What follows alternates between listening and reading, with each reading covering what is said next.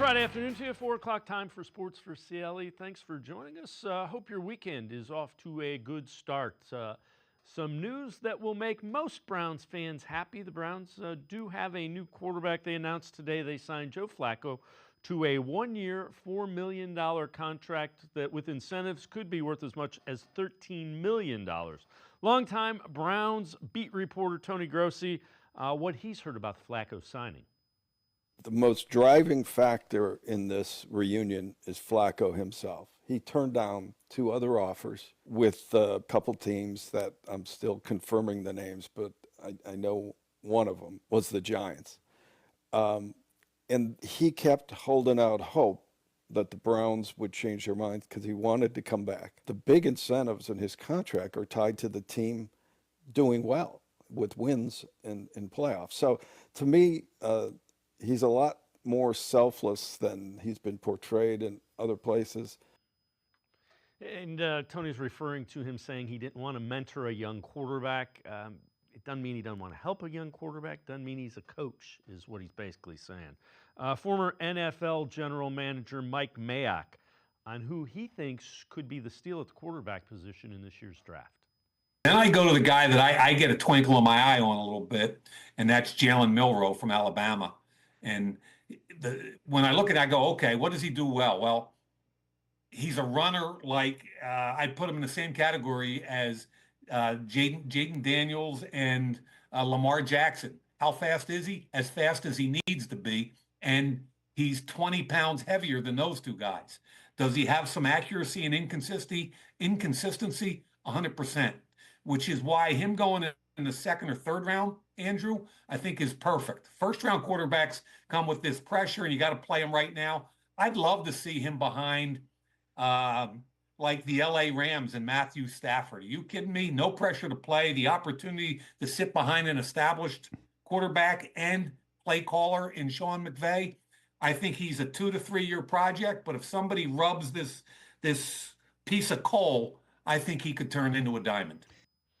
You could say the same thing about playing behind Joe Flacco. And again, remember, Tommy Rees, Brown's new offensive coordinator, was with Jalen Milroe at Alabama 2 years ago. So connect the dots there. The signing of Joe Flacco may signal that they're looking more at a developmental quarterback. We'll talk plenty about that.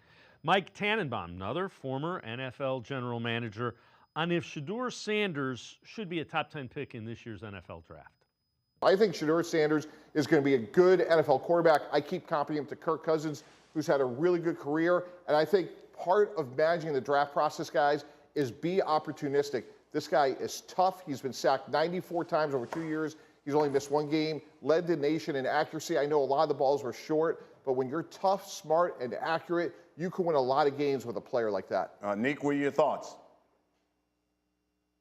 Yeah, I object. I think that like a team like the Raiders in that situation should be looking to get a running back like Genty, or the Bears get a running back like Genty. I think anybody in that situation, if they have an opportunity to get a running back that seems almost untackleable, that's the guy you go with, and you don't mess around with trying to trade your way back in or out or be tricky in that situation. I'm keeping my gavel in my holster. I'm not objecting to this. You are right, Mike Tannenbaum. Shedeur Sanders can play. Ashton Genty is too high for the top 10. I'm not doing it. Mike T's right on this one. It's kind of interesting. I get the Kirk Cousins comp. It's important to note Kirk Cousins was a 4th-round pick and the 2nd quarterback drafted in that draft by, at the time, the Washington Redskins. So just we'll talk plenty about the quarterback and Shedeur Sanders and Joe Flacco coming up in just a few minutes. All right, Cavs-Pacers could be a 2nd-round playoff preview. They met yesterday in Indianapolis, a game that the Cavs rested most of their regulars for. But don't tell Kenny Atkinson that. Take a look at this in the 3rd quarter. That is a no call on Tristan Thompson for the Cavs, and Kenny Atkinson wasn't playing like this game didn't mean anything. He gets 2 technicals and ejected because he did not like the no call on Tristan Thompson. Tyrese Halliburton takes it inside, gets the layup. That knotted the game up at 107 all. Halliburton again, this time a 3-ball, extends the Pacers' lead to 113-107. Craig Porter Jr., who got a lot of playing time, hits the three, and that cuts it to 113-111. It's now 114-112, time running out. Jalen Tyson, the rookie, a last-second shot that rims out, and the Pacers win it 114-112. Kenny Atkinson, about the loss to the Pacers and being ejected with 2 techs. I don't regret that one. It's Tristan Thompson. He's 14 years in the league. And quite honestly, if it was anybody, right? But to get pushed in the back, a blatant foul like that, there wasn't enough scrum, so it wasn't like the refs were hitting it. And listen, these refs doing a phenomenal job, right? And they miss calls, but I felt like that was a moment you have to stand up for your guys and to stand up for Tristan. So I'll take that one every day of the week. There's moral victories. I mean, this is one of them. I just really loved how we competed tonight. We defended, and this is a team eventually maybe you're facing in the playoffs. So, they understand we got a deep team. So that was good too. Love Kenny Atkinson. Refs are doing a great job. Please don't find me, but boy, was that a bad call or a bad no call, as the case may be. All right, Guardians looking to make it 4 in a row. They start a 3-game series tonight, Progressive Field against the Royals. It'll be Tanner Bybee against Chris Bubich for the Royals. Leadoff hitter Stephen Kwan looking to stay hot. He has been really good. One of the few Guardians who's hitting the ball. Hitting .356, has scored 11 runs. Kwan helped the Guardians sweep the White Sox yesterday afternoon with another great performance. Yeah, it's huge. Like I said yesterday, any momentum is going to be really important. Collect some good hits, good at-bats, have some good pitching. Let's keep it rolling. Well, you guys are trying to find your identity, and every year you give it a different identity. What does a week like this, especially a game like this, where you're able to hit the ball around the park and do some different things and get some good pitching? Yeah, it's huge. I feel like we're firing all cylinders. Did the small things right, did some good pitching. Yeah, we got the long ball as well. We'll figure out our identity soon. I think good baseball identity is a good start. I know you don't like talking about home runs, but for people from the outside looking in, your ability to get to that inside pitch, how important is that to be a part of your game? Yeah, it's huge. I'm not going to be the guy who's going to hit those home runs to center or to left. I got to take advantage of those ones that are middle in, middle low. Just keep them honest, Just make sure that I can't be just a singles guy off the way. Just make sure I have different areas of my game. Again, Guardians, Royals, 6:10 first pitch. It's Bybee against Bubich. We're going to step aside, take a quick timeout. G. Bush from the Ultimate Cleveland Sports Show and the Barbershop straight ahead. We're talking Browns on Sports4CLE. Stay with us. Come back to go forward. Back to learning new things. Back to pursuing your dreams. Tri-C has flexible learning options to fit your life. And every year, more than 1,000 local companies provide Tri-C students with real-world learning. The right education can boost your lifetime earning power by hundreds of thousands of dollars. Start now with a college education you can afford.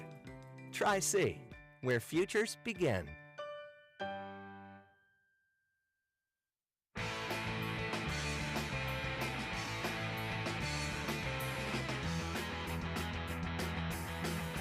We continue talking Browns on Sports4CLE. Told you earlier in the show, the Browns agreed to a 1-year contract with Joe Flacco. Here is former NFL defensive lineman Chris Canty reacting to the Browns signing of Joe Flacco.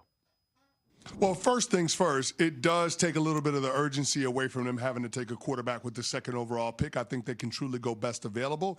But as soon as I saw this, my mind immediately went to the Cleveland Browns being out of the Kirk Cousins business. Oh. Because you've got 2 veteran quarterbacks on your roster right now in Kenny Pickett and Joe Flacco. I'm assuming that you would draft another one to have a younger developmental prospect in the pipeline. Not necessarily with the 2nd overall pick, but with a premium draft pick, whether you trade back into the 1st round or you use the 33rd overall pick, the pick you have in the 2nd round. But it felt like this is taking them out of the business of trading for Kirk Cousins from the Atlanta Falcons. So I think that's absolutely fascinating. That's a development because that now takes a team off the board in terms of the Cousins sweepstakes and in terms of looking at a backup option. So I think that's the fascinating domino effect of this Joe Flacco signing. Number one, what it does at the top of the draft for the Cleveland Browns, but then subsequently what happens with Kirk Cousins and where does he eventually end up? Because I do think it's an untenable situation for him to remain the backup with the Atlanta Falcons. Welcome in, G. Bush from 92.3. Well, actually, the Ultimate Cleveland Sports Show and the Barbershop no longer on 92.3. So we'll make that. Actually, I do go. I'm on 92.3 The Fan still. We still do some stuff over there, but you can shout them out too. All right, there you go. I can't disagree with Chris Canty. That was my initial reaction. Kirk Cousins ain't coming here. They didn't. Falcons wanted too much, and the Browns didn't want to pay it. Yeah, listen, I think the ship has sailed on the Kirk Cousins situation. When he made that roster bonus and got, I think it was $10 million, I think he was out of the plans for the Cleveland Browns. And, listen, I would say rightfully so. You brought in Flacco. He is 40 years old, or would be turning 40, I believe, somewhere around there. But, similar, I guess, trajectory, similar veteran. You know what you're going to get out of those guys. Those guys are going to be both bridge quarterbacks. I think you still draft the quarterback coming up in the draft at some point, even if you would have got Kirk Cousins or Joe Flacco. And I think this is an opportunity that you'll see Joe Flacco and get back with Kevin Stefanski. And it gives the Cleveland Browns an opportunity to run exactly what they want to run. You take a look at the play action and how Flacco ran that well. It also gives the Cleveland Browns fan base a familiar face that was a fan favorite. And it gives you an opportunity to have some goodwill and a little bit of mojo going into the season. They'll probably say it's going to be a quarterback competition between him and Kenny Pickett. I think Kenny Pickett is a solid backup option moving forward. I think he has a higher ceiling in terms of what he can do over DTR. And now, it comes down to who do you like at quarterback in this draft? Could Shedeur Sanders possibly fall back to you? Could Jackson Dart be a guy? Obviously, we know about Will Howard, and you'll probably get lots of people who are saying this is a great opportunity to take Will Howard in the third round because there are some Buckeye fans who really would enjoy him to be in the Browns jersey. But overall, I think that this was a move that was a solid move. $4 million could be up to $13 million. And I think, it gives you something that the Cleveland Browns are I call it delivering red meat to their base. There you go. Like, hey guys, you guys like Joe Flacco back in the day? You love the Thursday night football game. Here you go. Joe Flacco was back, and he's going to be in a familiar uniform with Kevin Stefanski, and he'll probably have a opportunity to draft another quarterback that could be in the mix as well. Do you think it means they're looking younger, more developmental quarterback? They're probably not going quarterback at 2. I can be talked into either of them. I think what it means is whomever they draft, they don't want to have to play them until they're absolutely ready, be it at 2, 33, 94, wherever they take a quarterback. I think to me, I've kind of settled in on this for about a week. I said it on the barbershop last Saturday morning at 9. I said, look, I think I'm settling into Travis Hunter. I think Travis Hunter is the pick. If you go back and look at what Andrew Berry said at the owners' meetings, he talked about comparing this guy to Charles Woodson and Champ Bailey, and he said even though those guys did play a little bit, those guys are not as productive as Travis Hunter was offensively. 96 receptions last year, 1,400 yards in the air, given the fact that, those guys, Champ Bailey and Charles Woodson, didn't play all that much in college at wide receiver. But you look at it, I think Travis Hunter is the pick there at 2. He's a generational type player. And I've always said that if you can get one of those blue chip players, you have to go and get him. And you get Travis Hunter, and now you bring in a Joe Flacco. Now you could say, okay, well, look, now it's back to who do you think you can trade back into the second round and get? If Shedeur Sanders is there, and you get him and you move up top, McShay talked about it a couple of weeks ago, or not a couple of weeks ago, about a few days ago, about the possibility of the Cleveland Browns moving up with the Atlanta Falcons at 15 to possibly take a quarterback if Shedeur Sanders is passed on per se by the Giants at 3. You also have the Las Vegas Raiders who are in that mix. A lot of drafts have them taking Ashton Genty or a running back because they did go out and get a quarterback and pay him some money and extend him and Geno Smith. And then you have there at the end a little bit, the Saints who obviously could go corner. They can go a lot of other positions, but at that position, at that point, I'm interested in getting ahead of the Pittsburgh Steelers at 21, and you possibly get a generational player and your quarterback of the future that may be there, whether that's a Shedeur Sanders. I don't think they would trade back in to first round to take, Jalen Milroe, but I think Milroe could possibly be in play at 33 if they decided to just not trade up and stay right where they're at 33. So I think it's a good possibility. If I had to bet, if I was a betting man, I would say that the Cleveland Browns are going to come away in this draft with Travis Hunter, and they're going to come away with either Jackson Dart, Jalen Milroe, or Shedeur Sanders at quarterback. All right, so take a look at these numbers, and they're kind of interesting. So this is the 3 quarterbacks who've played the last 2 years. Joe Flacco, everybody remembers, 4-1. 60% completions, 1,616 yards, 13 TDs, did have the 8 picks. Didn't play great in the playoff game either. All right, Deshaun Watson, couple more passes, higher percentage, 500 less yards, only 5 touchdowns, 3 picks, 1-6 in 7 games last year. Jameis Winston, high risk, high reward here. 61% completion percentage, almost 300 passes, over 2,000 yards, 2,100 yards. Had the 13 touchdowns like Flacco, but had 12 picks, 2-5 record. So you see the production from Flacco. You see what kind of appeals to him. The bottom line is they got to go get some playmakers for whoever's going to play quarterback. That's why I like the idea of Hunter, because I think you put the ball in his hands and you're kind of threatening the defense. That's why it makes sense for me if you go get a Flacco, because now if you get a Travis Hunter, now you have an opportunity to throw that in and mix that in with Jerry Jeudy, who had over 1,300 yards or 1,200 yards last year. Breakout season for Jerry Jeudy. And if you're Jerry Jeudy and David Njoku, you're jumping for joy right now. If you looked at what the Browns did last year in terms of the quarterback room, David Njoku thrived with Joe Flacco. He thrived with him being there. So now you get David Njoku. Hopefully he has a bounce back year. Jerry Jeudy should be excited for it. And if you get a guy like Travis Hunter, who's electric, that you're going to use on both sides of the football, I think this is brilliant, because think about it. We've been waiting for somebody to be opposite of Myles Garrett for a long time. We've also been trying to find somebody opposite of Denzel Ward. And a lot of people are mentioning this. If you can get a guy where you got Travis Hunter with his ball skills on opposite side of Denzel Ward, you can then bolster and play a little better, in terms of having more depth with Greg Newsome and Martin Emerson. That makes your defensive backfield wonderful. I would even try to look at moving one of these corners to safety to see if you can get something out of that.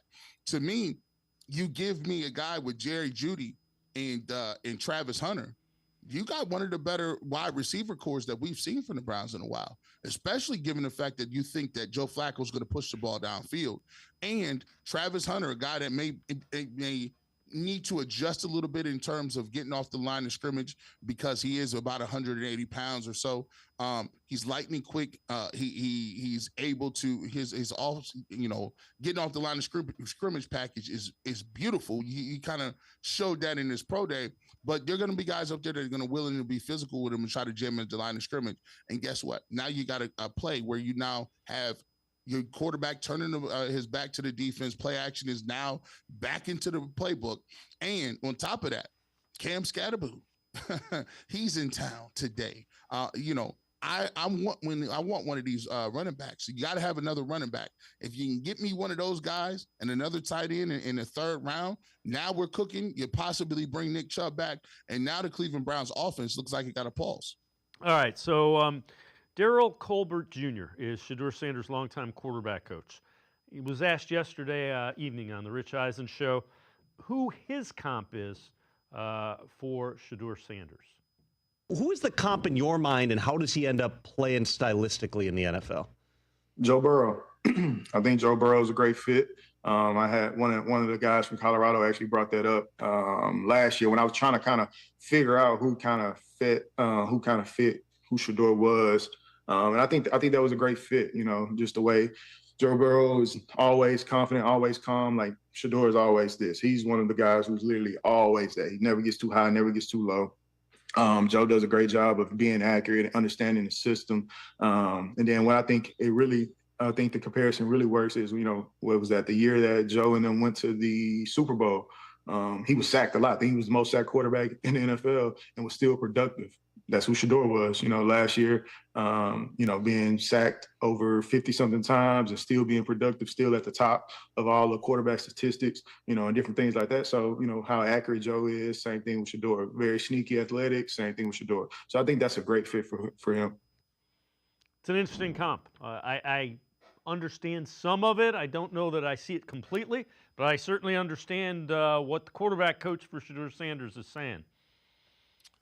Okay. Let's get to this. If he was Joe Burrow. Yeah, I get it. Joe Burrow is consensus number one. But what he's saying is Joe Burrow doesn't have the measurables that light things up. He really doesn't. No.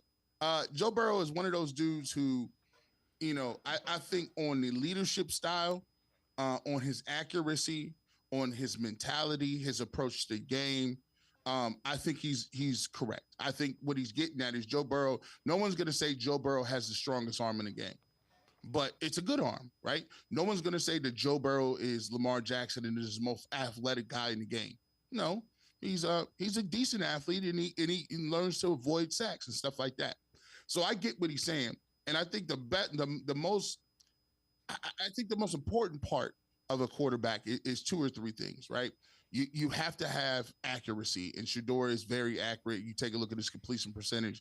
You look at the gimme throws he has to have. He makes those 10 out of 10 times. I think also what it looks, in terms of what's important is your mentality and approach to the game. You've been sacked a few times. Yeah, you might do a couple interceptions, but we need you to go back out there, figure it out, and keep plugging away to get this thing done. So those are the things that he does. And then finally, it's the intangibles. It's the it never looks too big for him, never gets too low. He knows how to process the field. He knows what defenses are trying to do. He is a guy who his processor and his emotions are top notch. And that's what you want as a quarterback. You need those things in order to weather the storm. You're not going to always have a clean pocket. You're not going to always have receivers wide open. But the things you want to do is you want to make sure your team understands that you are the leader. Make sure that when they give you the ball back, they think that you can go down the field and get it done. And Joe Burrow, when it comes to those intangibles, I think everybody in the league would think about Joe Burrow knows, and he's the best in the world at having those intangibles, understanding where he needs to go with the football and being accurate. That's what sets him apart kind of from the Lamar Jackson, who has the elite playmaking ability with his legs, or the Josh Allen, who is the elite arm and is physical and huge and a huge guy. Joe Burrow is neither one of those, but he still has what we call the consummate quarterback and the deliverer of the football. So I think I take that away the most in terms of the comparison between Shador and Joe Burrow. G. Bush and I are going to step aside, take a quick timeout. Other side of the break, we'll head to the voicemail of Truth and Reason. Sports4CLE, be right back. Stay with us. Hey, the new Mega Millions is coming through any minute now. It's here. Bigger jackpots. 50 million? 50 million? New multiplier included. Better odds? Bigger wins. All for just $5? Let's go!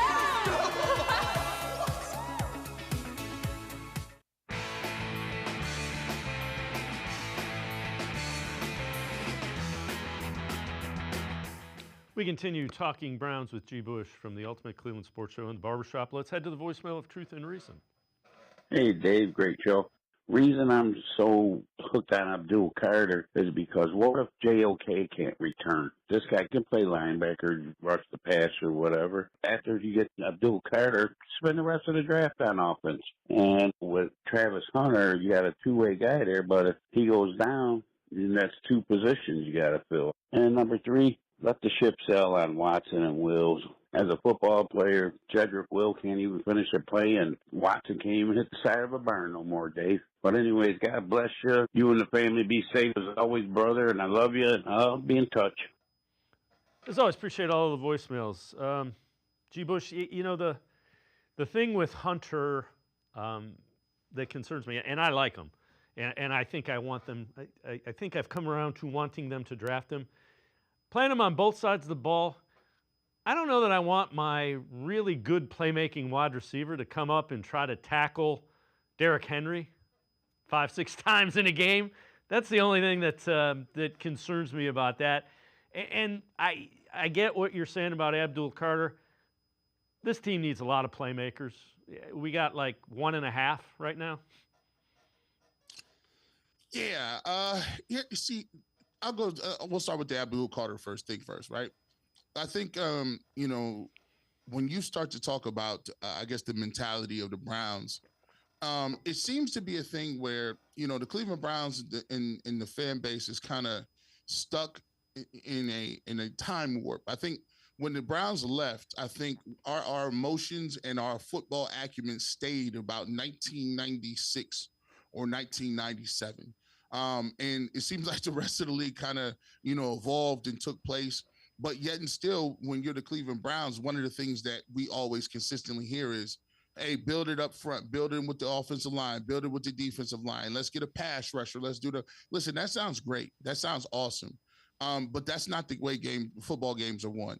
The Cleveland Browns, I think, were 13 or 14 games were under 21 points. When you're playing in these divisions where you have guys like Lamar Jackson and Josh Allen and Burrow and Herbert and all these guys and Mahomes, they put different stress on you in every different way you could think about, from their legs to their arms to their mindset and mental ability to understand what defenses are doing.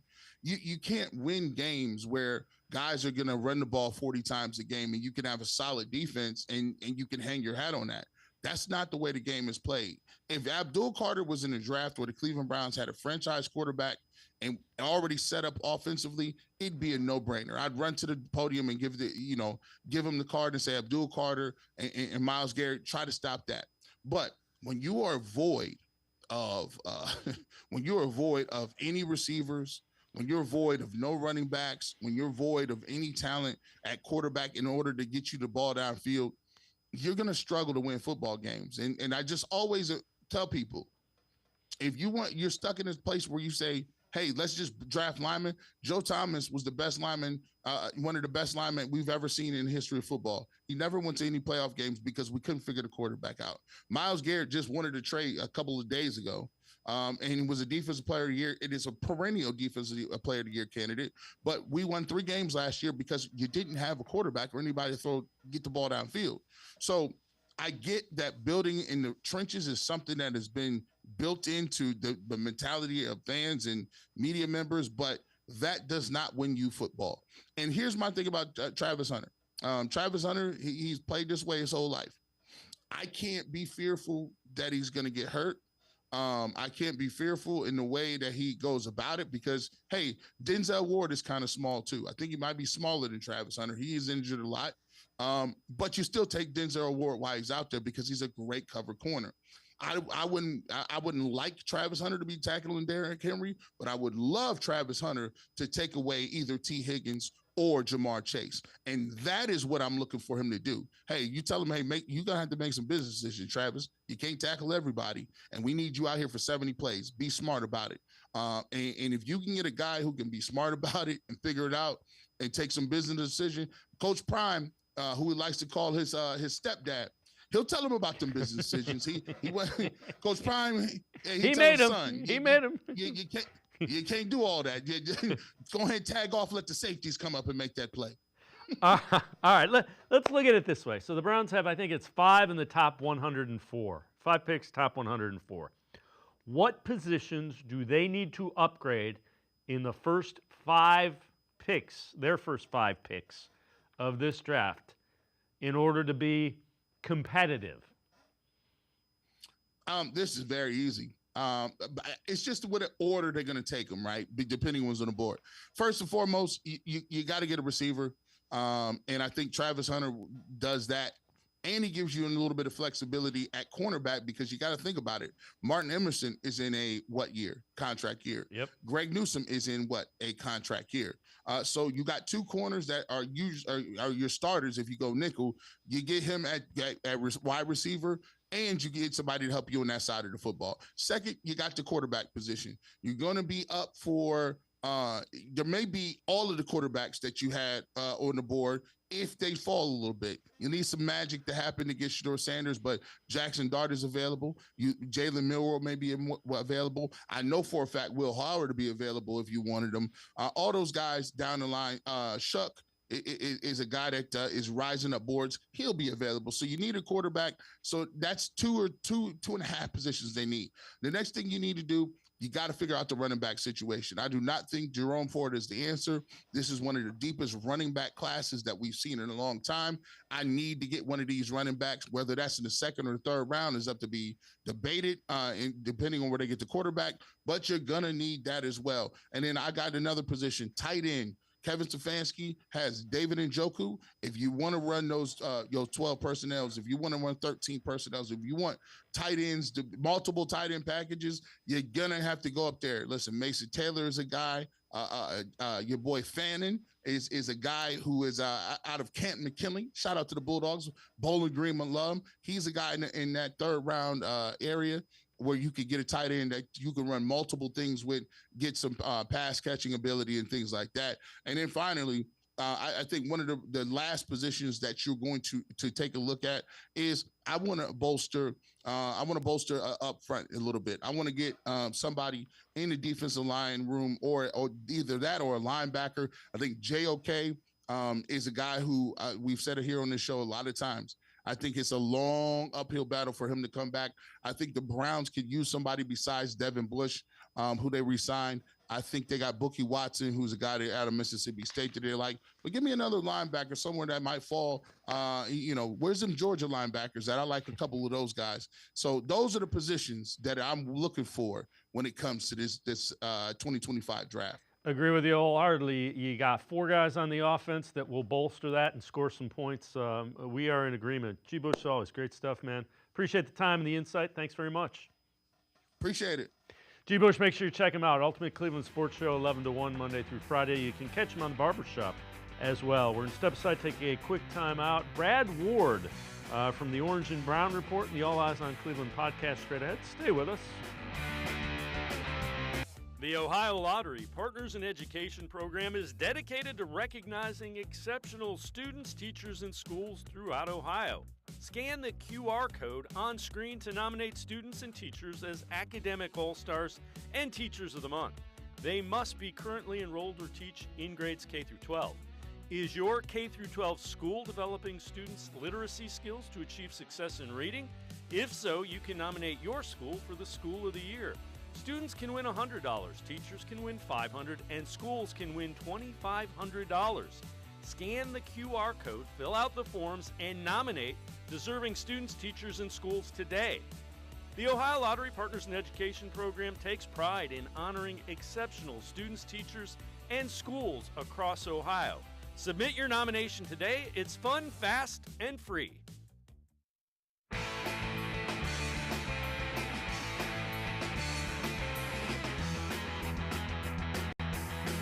We continue talking Browns on Sports4CLE. We've talked a little bit earlier in the show about the Browns signing Joe Flacco to that one-year, $4 million contract.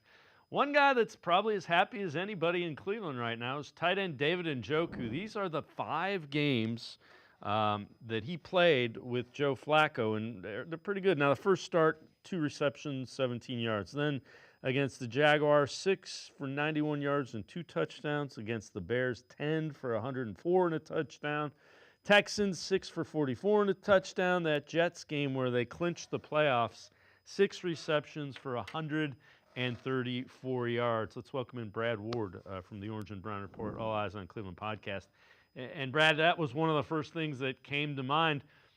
One, they're out of the Kirk Cousins game, and 2, they're trying to get David Njoku back on track.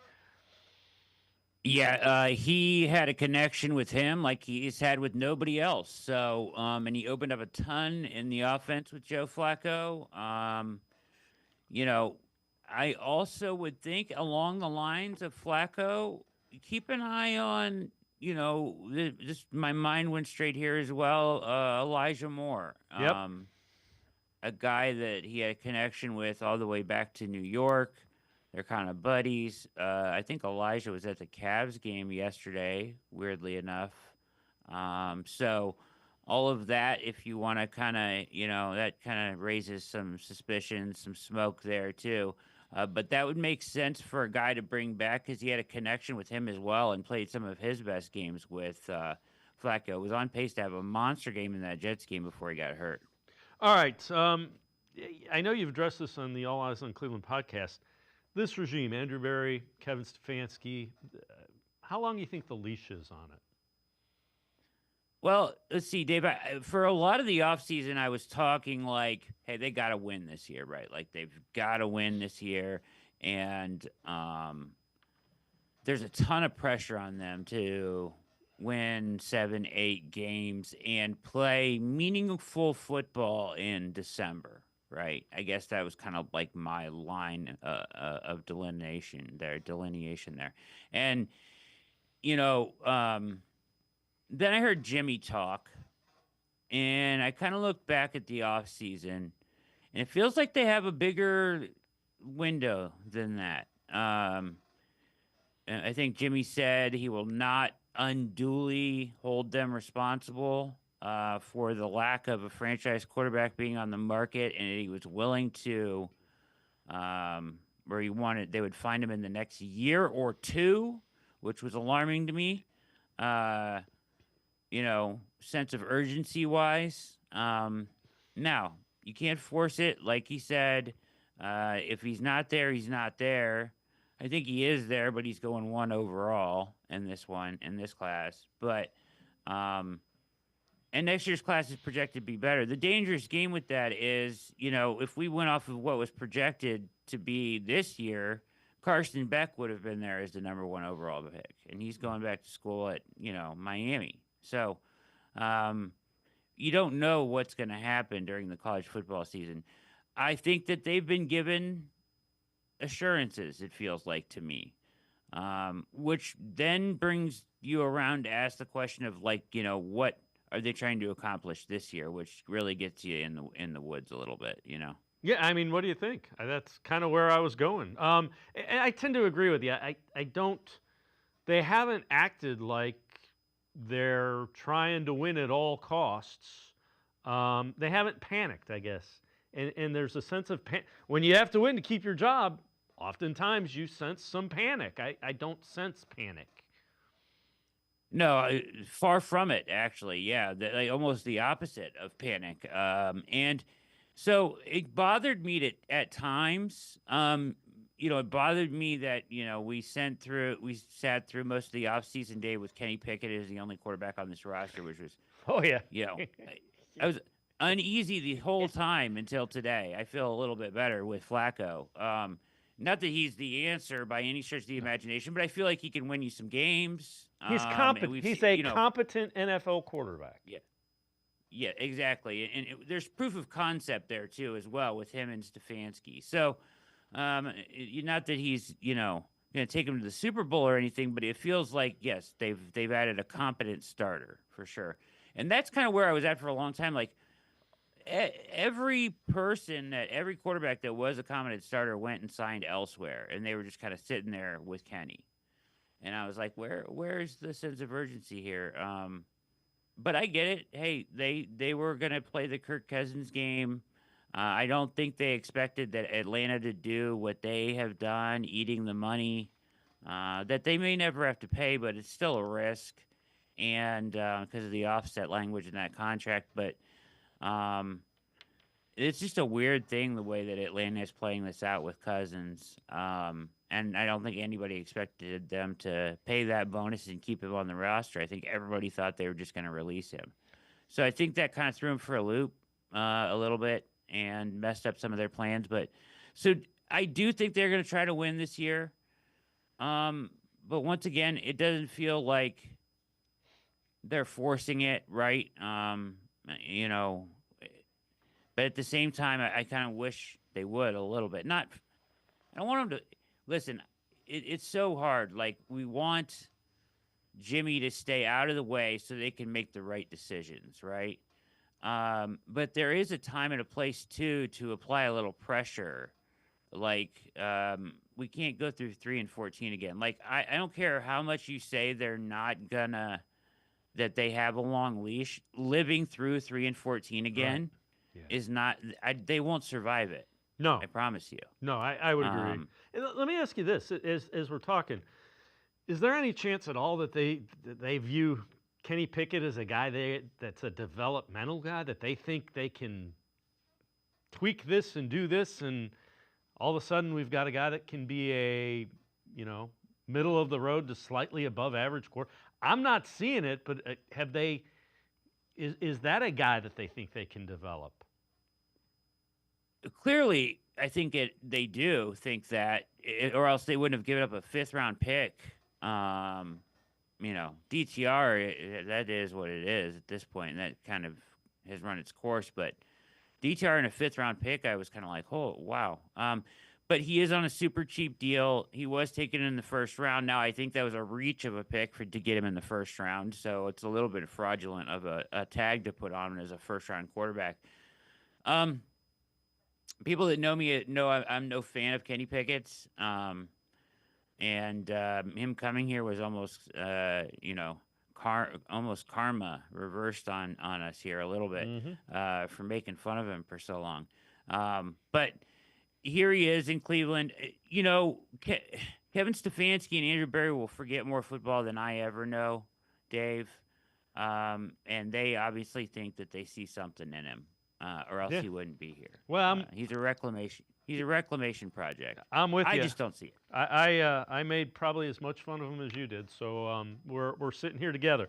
All right, let's take a look at your mock draft, and then we'll talk a little bit about it.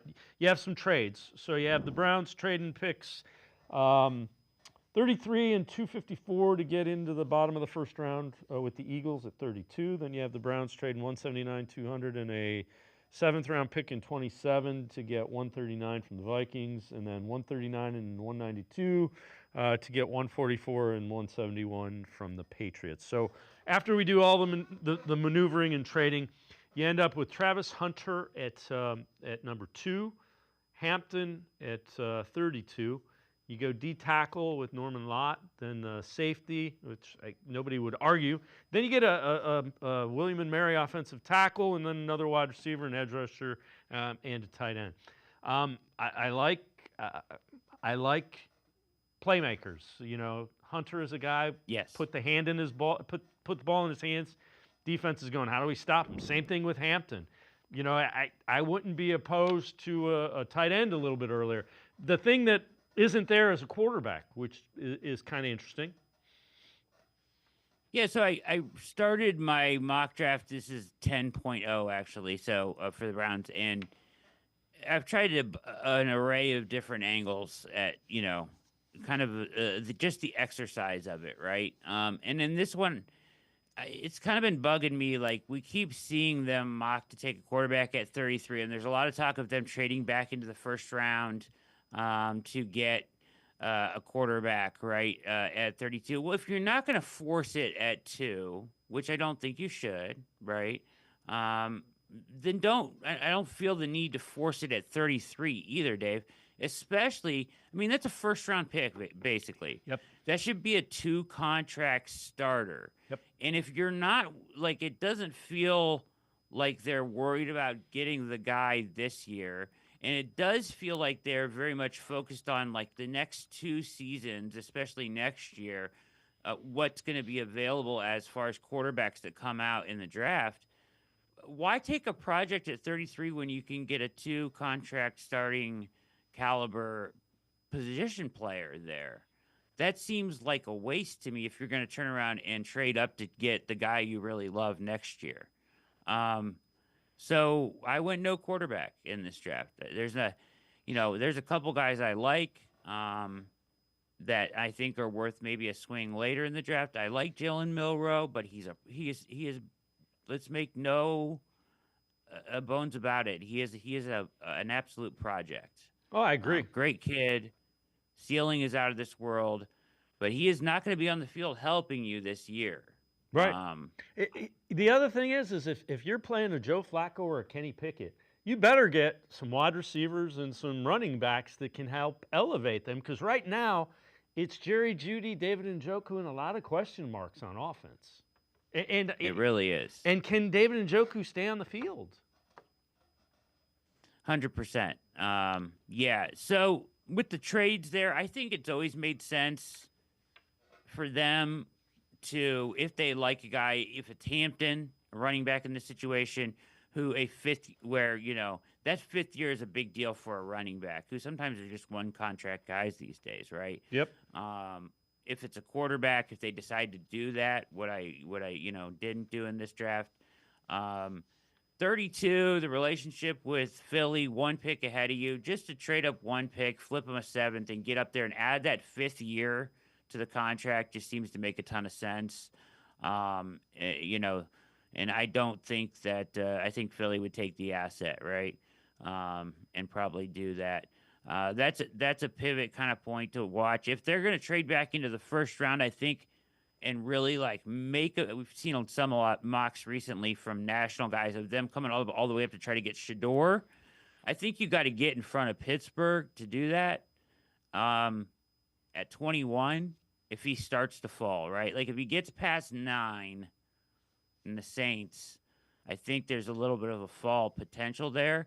But I think if you're going to go up, you got to get past Pittsburgh, and that's going to be a little bit expensive. So something to watch in the trade there. The other ones are that the other trades I had in this one is I'm trying to fill the space between 104 and 171.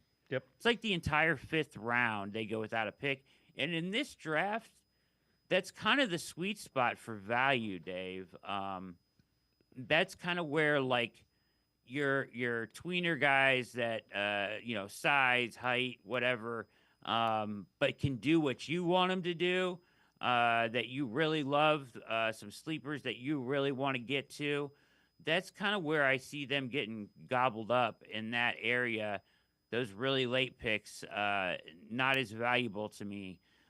So maneuvering in a way to get back into that fifth round where they were before, or at least lessen the gap between 104 and 171. That's a long time to not make a pick.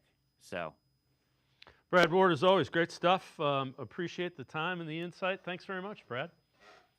Hey, my pleasure. Thanks for having me. Brad Ward, make sure you check him out, that mock draft Orange and Brown report. He is also the host of the All Eyes on Cleveland podcast. Always really good Brown stuff. We're going to step aside, take a quick time out. Lance Reisland from the Plain Dealer, cleveland.com. A video breakdown of his mock draft, Sports4CLE. I'll be right back. Stay with us. Yeah, just getting this bad boy ready for the new $2 million Extreme Cash Scratch-Off from the Ohio Lottery. It's got $38 million in total prizes. We added cup holders, monster truck tires, obviously. Just installed the air horn for that wah, wah, wah, for when someone reveals Extreme and wins every prize on the Scratch-Off. My boss thinks the light show is a bit much, but how do you play? You just scratch it off. You can win up to $2 million. Oh, how do you reach it? I'll go get a ladder.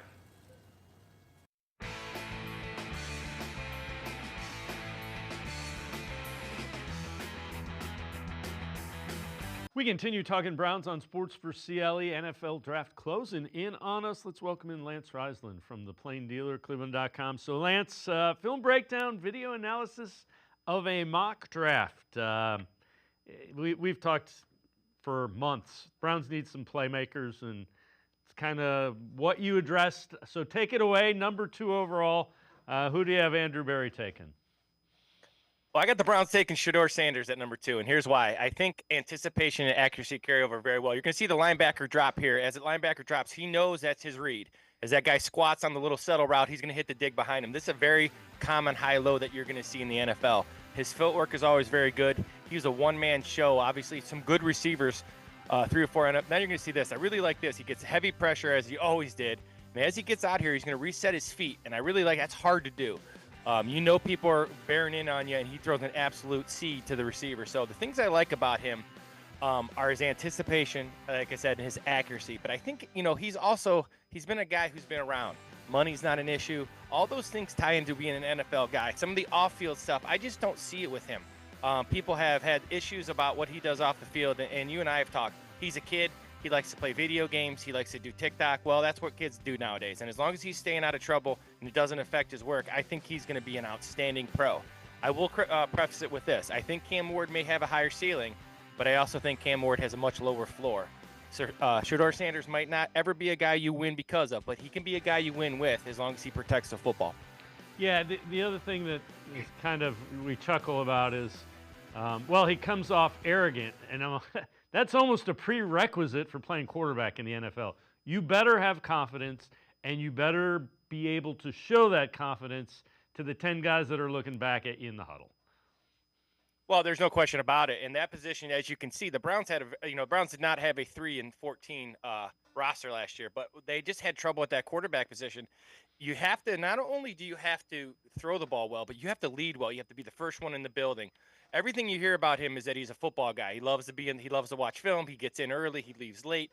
And he has a lot of fun doing it. And the arrogance absolutely does not bother me as long as that arrogance comes with work, right?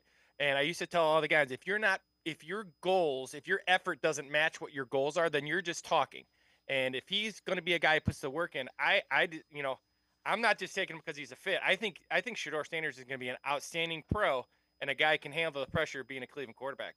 All right, so at 33 in the second round, you have the Browns getting a much-needed wide receiver. Who'd you go with here and why? Well, I got Luther Burden out of Missouri, and here's why. I don't think he's the best receiver, but you're going to see some of the things he does very well. He's a guy who just needs touches, and you're going to see him on a little jet sweep. You're going to see him out of the backfield here running a little option route to the sidelines, a little flat route, gets upfield.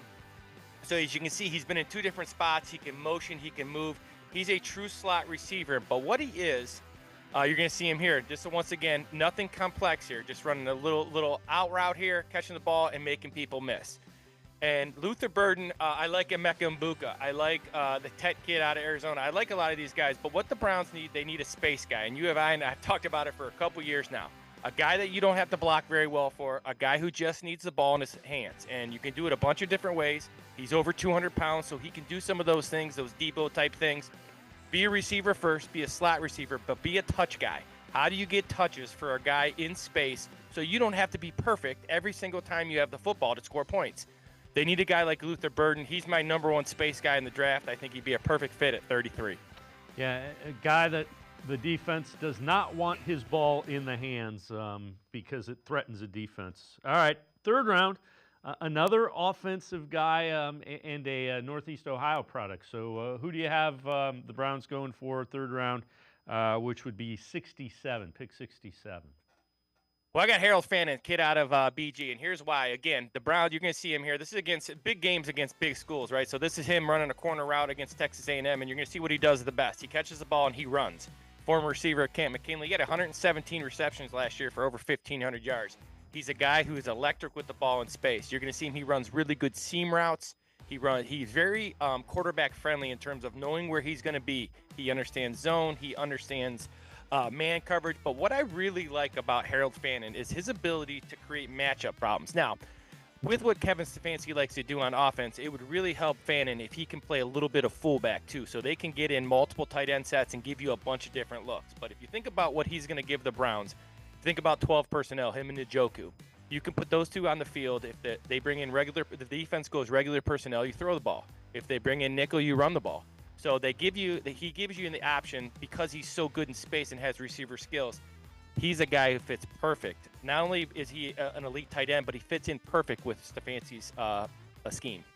And again, a guy that a lot of moves from that tight end position, and you kind of touched on it, the seam routes and getting vertical as well. Yeah, he's got all the talent in the world, and he has some really big games against some really good programs, some programs with elite guys. And I just think the Browns have to get these guys who can run after catch. And I said this all the time, but as an offensive coordinator, You need some easy yards. You need some easy scores. If you have to go 10 to 12 plays every single time you touch the ball to get points, that's just really hard to do. It's hard not to get penalties. It's hard not to turn the ball over. It's just hard to get 11 guys to do it consistently. Now, you can do it once, twice, 3 times a game, but once in a while you need a guy to make a play for you. You don't block it right and you make a play for you. I can't tell you how many times on film, you know, we didn't block anybody when I was offensive coordinator, but you get it to the right guy and he makes a play for you. And that's what the Browns need. They need some game breakers who can get some easy yards for them. All right, so first 3, all offense. You went quarterback, wide receiver, tight end. So 4th round, you go defense with a defensive tackle. Who you have the Browns taking? 3rd round, pick 94, so end of the 3rd round. Well, kid out of Toledo, Darius Alexander. He's a defensive tackle. You're going to see him here. He's just really, really good. Again, against good team Pittsburgh here. He is a guy who's only going to get better. He's kind of just like a raw athlete right now, but he's long. He's 6'4". He's 300-plus pounds. He had a great Senior Bowl against really good people. What I like is he's versatile. You'll see him drop here into coverage. He's an athlete. So if you think about what Jim Schwartz likes to do on defense, he can play the 3 technique. He can play outside at end. He's another matchup guy. He's very good against the run. Very stout. He's got some work to do. He'll have to learn some counter moves off his bull rush, things like that. But he is just a raw athlete that you can't teach. Again, you know, as you get later in rounds, you want guys that, you know, you can't teach some of the things you can do. And some of the things he does wrong, you can teach. Love his motor. Love his want-to. He's aggressive. Browns need some help at defensive tackle. But the defensive tackles have to be flexible and do different things. And Alexander can do that. So in the 4th round, then another defensive guy, and we've talked about the need to upgrade the safety position. You have him doing it. 4th round, pick 104. Well, Billy Bowman's a guy I love out of Oklahoma, and the reason why is 11 interceptions in his career. So you're going to see him does a lot of good things as a free safety. You're going to see him. He doesn't drop here, which is important because he's in the red zone. You got the back line, so gets a big hit here, which causes a turnover. But that started with knowing where he was on the field, so he didn't backpedal. Then you're going to see him here on a corner route. He does a really good job of getting over top of the corner route because the quarterback's rolling to it. Jumps in front, makes a great catch, and then returns it. The Browns need a one high hat who is a guy who can go sideline to sideline, pick the ball off when it's in his area, be really physical at the point of attack, be that last line of defense. So when the Browns are taking risks and taking chances, they know they have a guy back there that can make the play and save them. Because if you're going to be an aggressive defense, once in a while you're going to give up a play. You want that to be a 20-yard play, not a touchdown. You want an interception if you get great pressure. So I think Billy Bowman, I think he's highly underrated. I wouldn't be shocked if he goes higher in the draft, but he's around. The safety is a position of need of the Browns, and I think this guy is a guy who fits perfectly. Not only is he an elite athlete, but he fits perfect into the scheme. So first 5 picks, you have the Browns going quarterback, wide receiver, tight end, then defensive tackle, safety. So no running back. Is that more a function of how deep the running back position is in this draft? I know you've done the rest of this, and we'll do that another time. Is that why there's no running back in the first 5? Well, yeah. So for me, I'm looking differently at the running back. I think the Browns have. I think Jerome Ford got much better last year. I think he's a guy who can be a third down. I think he can excel if he's just a third down back. He's tough. I think he carried the load very well last year, but I think he was a little bit out of position. I think if he can be a third down back, occasionally get some more carries because he can do it. But my backs have the Travion Hendersons, the Genties. Those guys are awesome. I got some different guys at running back because I think the Browns need to get to 2nd and 4. So my running backs are a little later in the draft because I think they'll be around later in the draft. They're power guys that can get you 4 to 6 yards consistently. They might not hit the home run, but if you're breaking in a new quarterback and you're defensive based, you got to make sure that quarterback gets a good down and distance on 2nd down. That's the number one helper. Besides anything else, win first down so that defense has to be honest and not just pin their ears back and come after the quarterback. So my running backs are guys who are not home run hitters, but guys who are big, physical, and get you 4 yards. Make it 2nd, 6 every single time. Browns have a chance to be successful on offense. Well, and you and I have talked about this, and I think you'll see this play out in the draft. If you do not have a guy that has super elite skills at the quarterback position, you better surround him with some guys that can make plays. Well, yeah, you saw, Philadelphia is a great example. I'm a big Jalen Hurts fan, and I have no problem saying I was wrong on Jalen Hurts when he came out because of what they've done with him. Now, I think if you went in with Jalen Hurts and you said this is a guy we're going to win because of, I don't know how successful Jalen Hurts But Jalen Hurts is a part of the process there. He's a part of their scheme. They've built it for him. That's what the Browns need to do on offense. They need to have a really good running game. They need to make sure they punt every time. People don't like boring football. Boring football sometimes win. And if you're not going to get that Patrick Mahomes, that guy, Jaden Daniels, if you're not going to get that guy, you can win with guys that aren't like them. But you have to be, like you said, you have to be really good running the ball. You have to be really good situationally. You have to put your defense in a good spot. You know, the quarterback doesn't have to win it for you, but he can't lose it. And that's kind of where the Browns have been. So I think Sanders is a good fit. I think they bring in a veteran, but they got to get some guys who can make some plays without having to block everything perfect. And they need some guys who can create some turnovers on defense for that, especially when they're pressuring. Yeah, without question, they've been among the league's worst in turnover margin the last 2 seasons. Lance Rising, is always great stuff. Appreciate the time and the insight. Thanks very much, Lance. As always, thanks for having me. Lance Rising, make sure you check him out. Always really good film breakdown, video analysis. Check him out, cleveland.com, as well as the pages of the Plain Dealer. It's going to do it for this edition of Sports for CLE. We will see you back here Monday at 4 o'clock. Have a great weekend, everybody. See you Monday at 4 on Sports for CLE.